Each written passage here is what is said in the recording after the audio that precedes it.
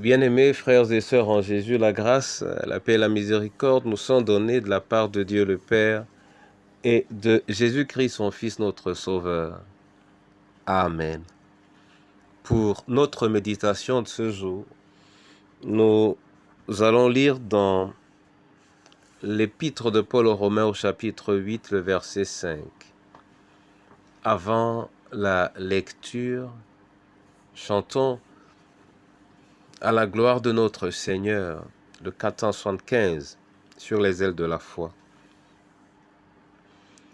Tout joyeux, bénissons le Seigneur. Chantons et célébrons ses louanges, adorons avec foi le Sauveur. Nous joignons aux célestes phalanges, gloire à Dieu, gloire à Dieu, gloire à Dieu. Que ce chant retentisse en tout lieu. Gloire à Dieu, gloire à Dieu. Que ce chant retentisse en tout lieu. Gloire à Dieu, gloire à Dieu, gloire à Dieu. Que ce chant retentisse en tout lieu, gloire à Dieu, gloire à Dieu, gloire à Dieu. Que ce chant retentisse en tout lieu. Oui, Seigneur, que le chant de ta gloire retentisse en tout lieu et qu'il nous serve à nous rapprocher de toi et qu'il suscite en nous ta lumière pour comprendre ta parole au nom de Jésus-Christ. Amen. Romains 8, verset 5, là il est écrit, « En effet, les hommes livrés à eux-mêmes tendent vers ce qui est conforme à l'homme livré à lui-même. Mais ceux qui ont l'esprit tendent vers ce qui est conforme à l'esprit. » Amen. Bien-aimés frères et sœurs en Jésus, ce verset est une phase intermédiaire du message que l'apôtre veut nous transmettre en ce qui concerne le péché et la différence qui existe entre celui qui est sous la grâce et celui qui est sous la loi. En réalité, dans ce verset, il résume la chose en ce que celui qui est sous la loi est alors livré à lui-même. Et lorsqu'il est livré à lui-même, il ne peut pas s'échapper de sa condition charnelle et pécheresse.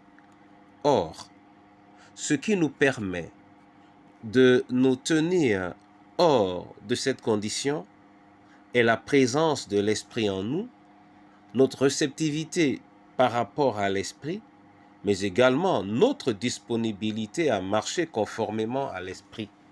À partir du moment où on s'engage donc à marcher avec l'Esprit, à marcher selon l'Esprit, on a par le fait même les ressources nécessaires pour être au-dessus des attraits de la chair.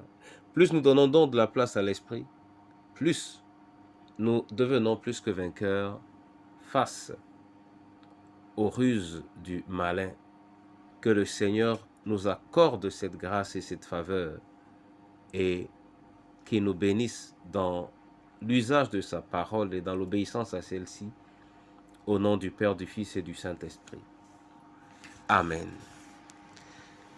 Père éternel, je veux te bénir et te rendre grâce pour la parole que tu nous as donnée, qui nous rappelle la faiblesse de notre état naturel.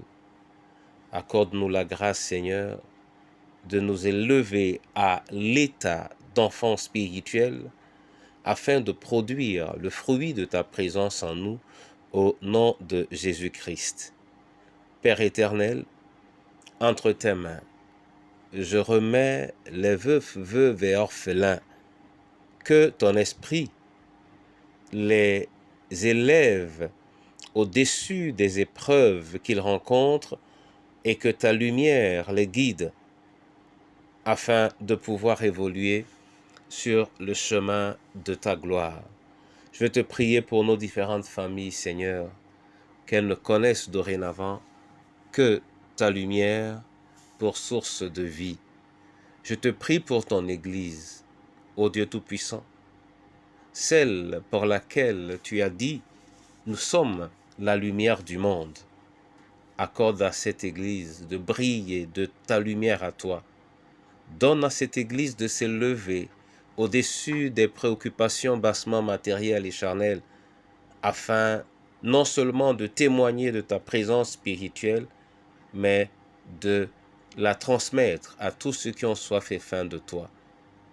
Pour ce jour et pour nos villages et pour nos pays et pour le monde tout entier, ouvre toi-même les écluses des cieux et manifeste tes grâces abondantes, afin qu'il y ait une différence entre ceux qui te servent et ceux qui ne te servent pas, ceux qui te connaissent et ceux qui ne te connaissent pas, au nom du Père, du Fils et du Saint-Esprit. Amen.